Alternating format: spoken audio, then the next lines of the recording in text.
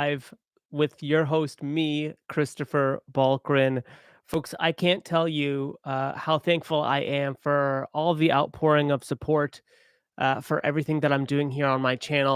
So many of you have said, Christopher, we're not hearing this in the news. We're not seeing this from our government. So what you're doing is really a public good. And it never really hit me as a public good. It hit me as I've seen how challenging it is to talk about these things openly. But I also know the real power in not talking about these things. And it leads to a lot of the policies that we see today. Folks, let me just remind everyone it wasn't that long ago where I would say many of us were very reticent coming out talking about these issues in an open way. And I truly believe if my voice or others added to the chorus of opinions out there that are telling the government that they're moving a bit too fast, too soon on a lot of things, it may have not led to some of the policies we see today. And so I do think government officials are watching social media, as many of us are, all of us are. I do think that they have a pulse on what Canadians are engaging with, what they're commenting on, what they like, what they share, what they talk about with their friends. And I'm so happy and proud to see a lot of my content being shared, being picked up by many of you. It reminds me how important this work is. So thank you so much for subscribing, liking, sharing, commenting. Even if you don't like it, even if you are unsubscribing, that also tells me a little bit more about the content that you want. And speaking about the content that you want, many of you have asked me to do policy explainers.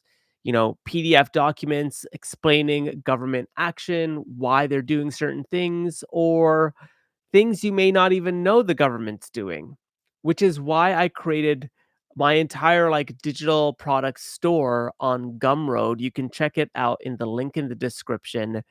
I even include a free PDF, free FREE PDF, explaining the connection between the World Economic Forum and Canada's climate change policy. So if you're liking my content, download that free PDF. Many of you have, and you've even donated a few bucks, and I really do appreciate that. I always tell people anything you can help is so appreciated. It helps me do all of this behind the scenes. So again, it is free.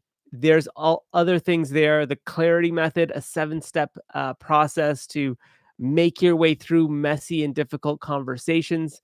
And I just did an explainer on Bill C3. So check out my Gumroad digital store. It's got those 3 PDFs. And trust me, folks, there's going to be a lot more there as the days, weeks, and months continue. And folks, you might hear my voice. I feel a little bit under the weather, but we're going to do justice to this live stream because I've been wanting to do this for some time. And many of you know that I have been really covering temporary foreign workers and everything going on with them. One thing I wanted us to chat about today, so many of you have asked me about housing and temporary foreign workers and what's going on. And so before I begin, I just want to say a couple things. One, it's pretty wild to me that even in this wild time of our housing market, you go online and you could just search Canada's housing market and everything points to a downward trend, and there's all this doom and gloom in the real estate market right now. But then you look at rent, and I have a few friends who are looking for a place here in downtown Toronto, and a two-bedroom condo. Some of them are going for $4,000 a month, $5,000 a month. $5,000 a month for a two-bedroom, two-bathroom condo. Some one-bedrooms are going for 26, 27, 2,800. Rooms, one room of a two-bedroom or three-bedroom condo, 14, 15, $1,600 a month. No parking, no locker, just the room. The prices are getting pretty wild. And so despite what you're hearing out there in on the news about housing, the rental market in particular seems to just constantly go up.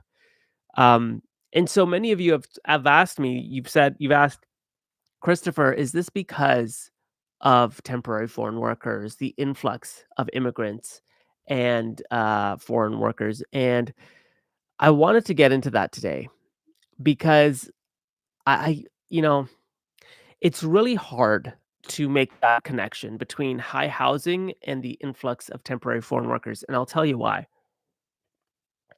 From what I've been gathering, there's a lot of pressure on our housing market as it is.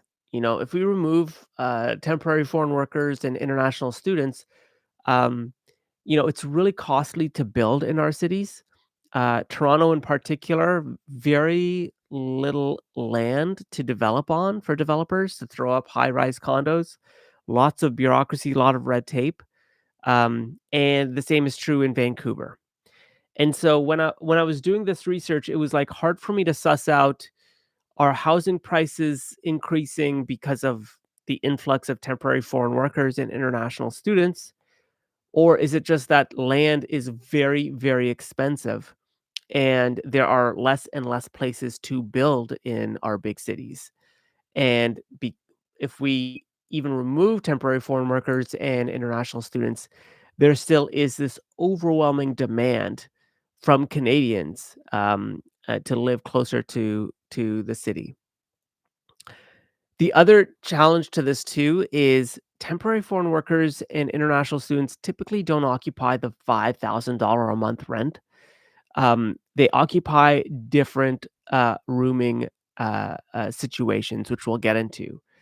And so I don't know if by occupying like basement apartments and rents that are lower, does that put an upward pressure on like the condo market? I wasn't able to really like iron that out in as much detail, but trust me, it is something that I'm going to keep exploring. So let's get into some numbers. Okay, I hate picking on the city of Brampton. I really do. But Brampton is always top of mind when it comes to some of the issues that we're seeing in Canada today. So let me read some out to you. This is so wild. The city of Brampton officials estimate tens of thousands of illegal or unregistered basement units.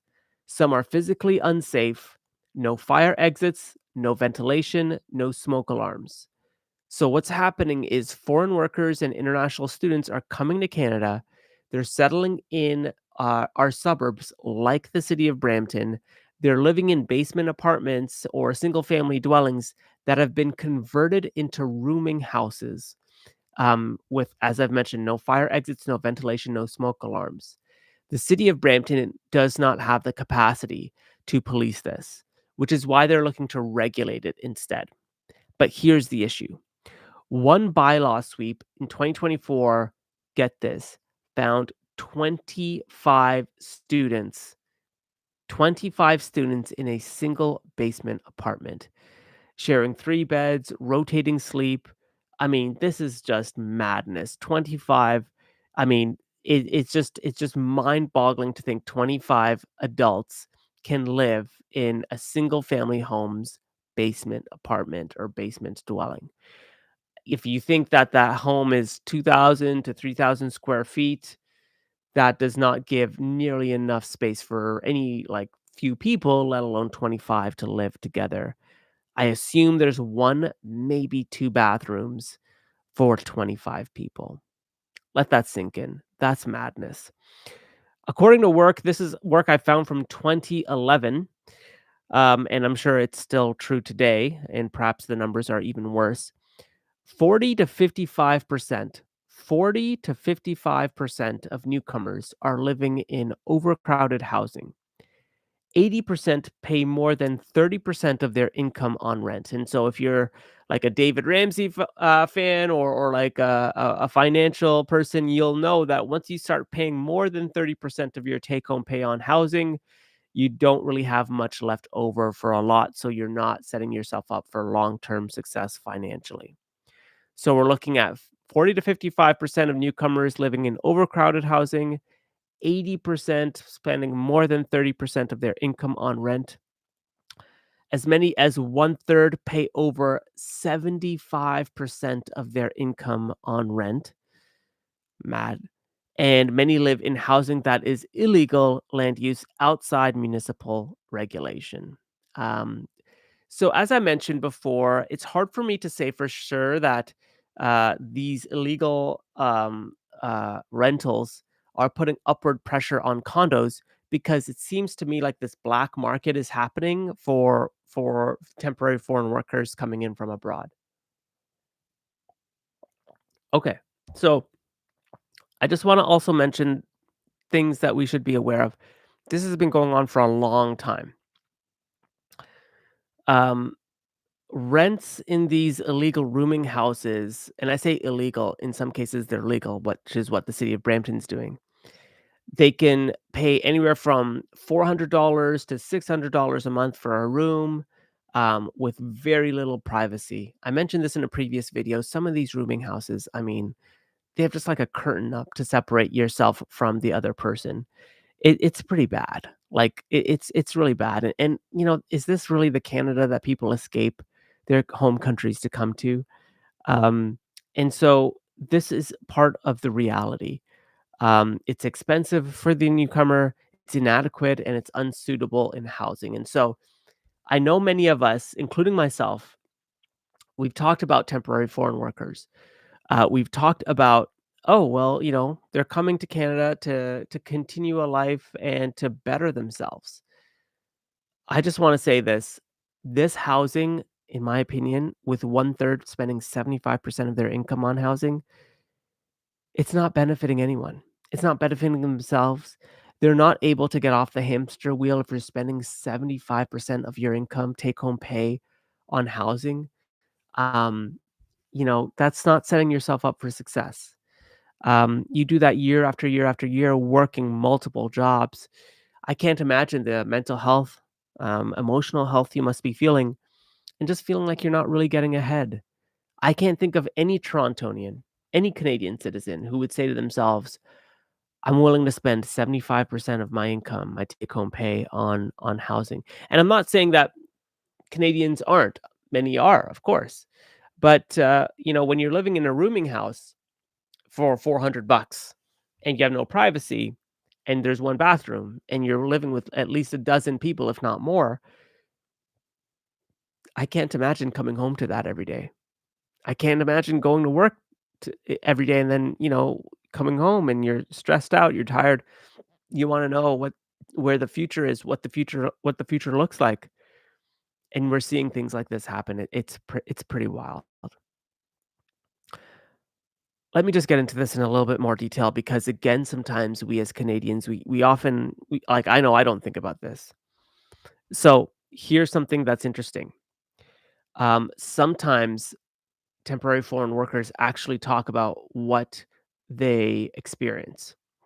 Sometimes it's employer provided housing, and this is what temporary foreign workers have said. They live in bunk houses, garden sheds converted to bedrooms, trailers, rooms above store, dorms on top of a garage, um, basement rooms controlled by employers, lack of privacy, inadequate standards, fear of retaliation, weak inspections. So many temporary foreign workers know this, but they don't say anything for fear of reprise. Uh, Advocacy groups reported cramped bunkhouses, mixed gender units, shared washrooms between genders for 30 plus people, workplaces where distancing was basically impossible. This was during the pandemic. And it's basically unenforceable for municipalities to make sure that this is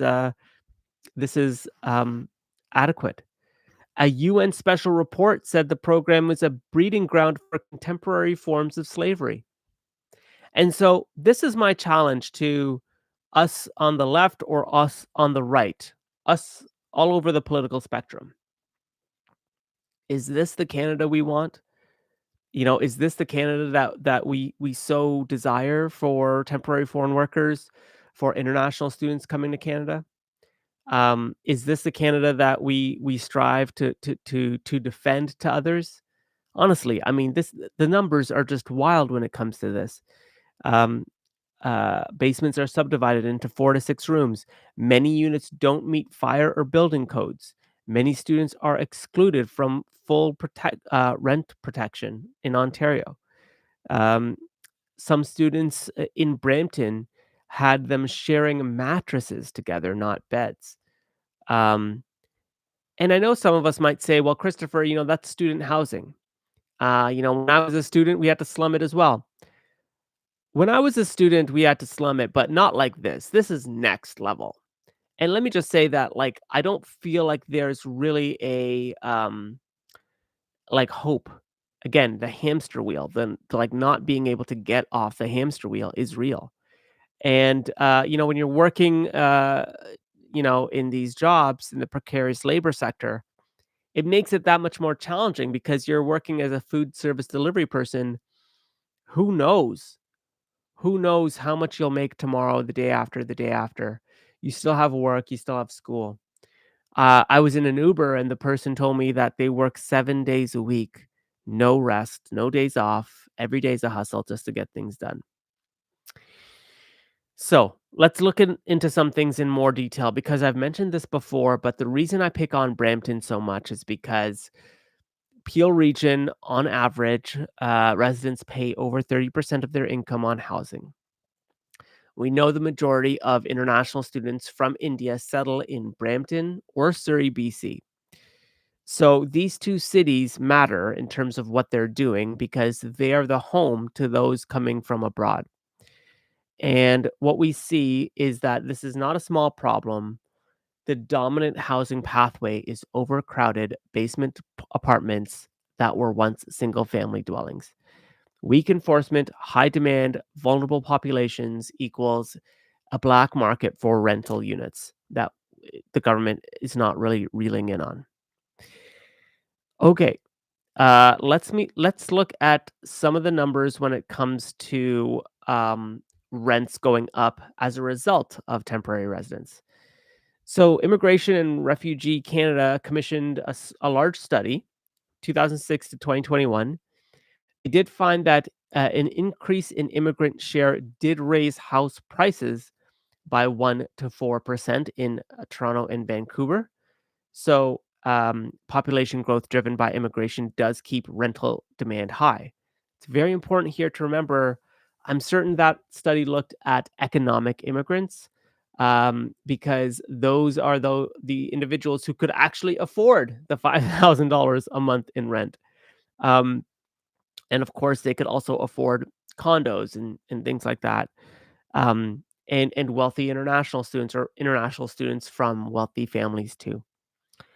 Um, so it does push immigration does push house prices up, not by a lot. Again, the study did find about 4% in total.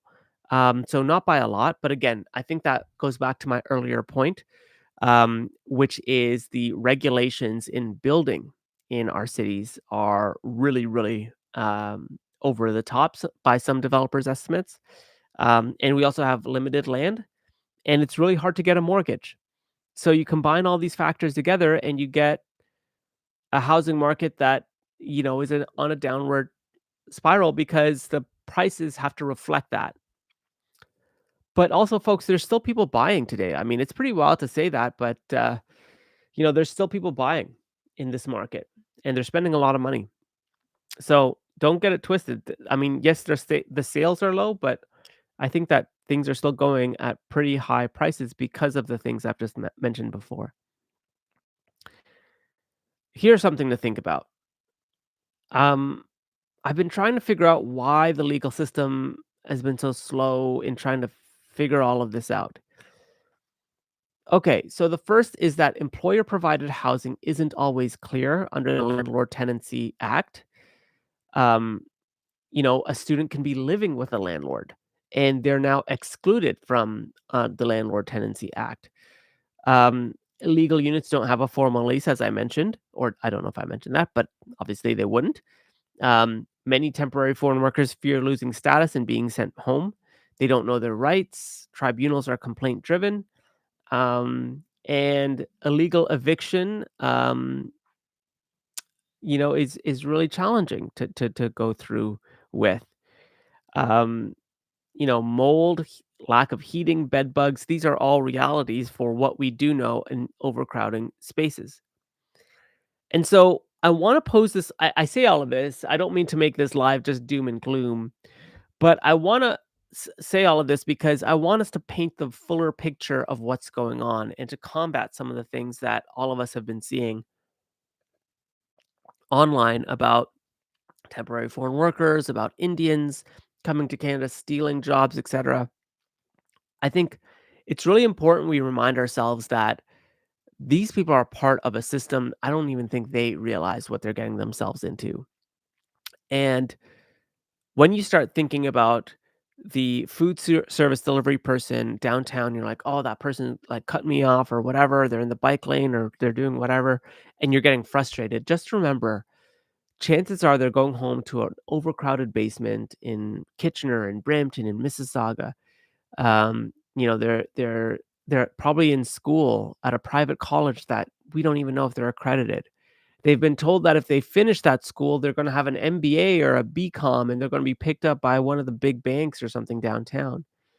And so they're going to school, they're working these jobs, they're barely affording their room rent in their in their basement, and they finish school not realizing it's not really accredited, and, they're not gonna get that picked up by those big firms, and they're all part of this big cycle.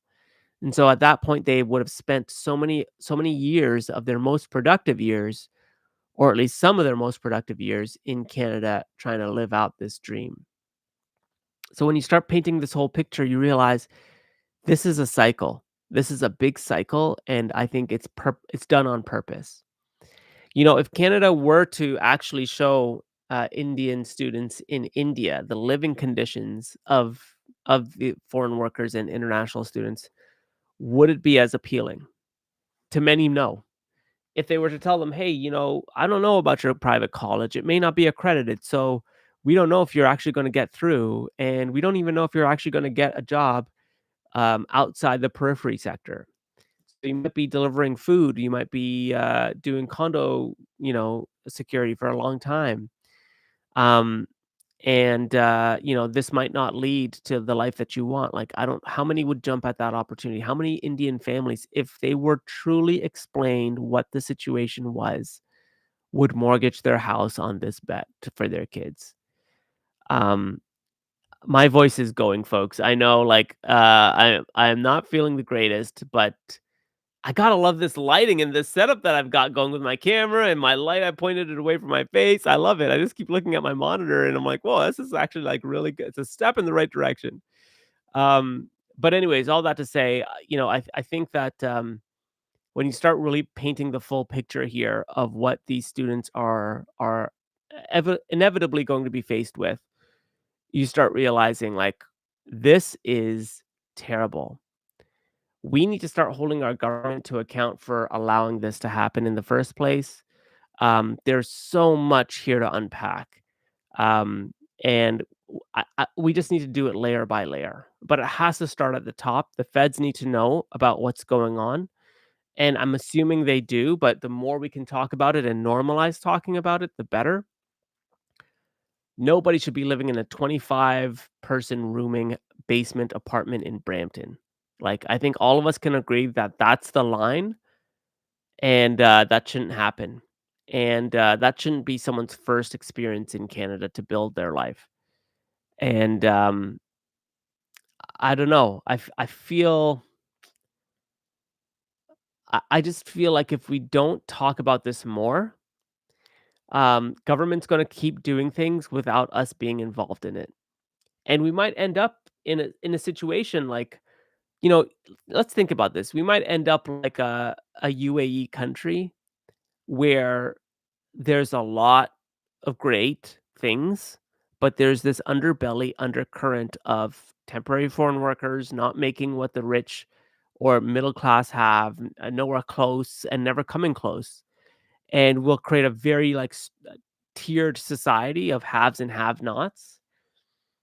Or we can keep talking about this and pose interesting policy ideas and solutions that governments can consider, and make Canada, make Canadians feel like we're, I don't know, like the respect we have for each other should extend to the respect that we give those coming to Canada.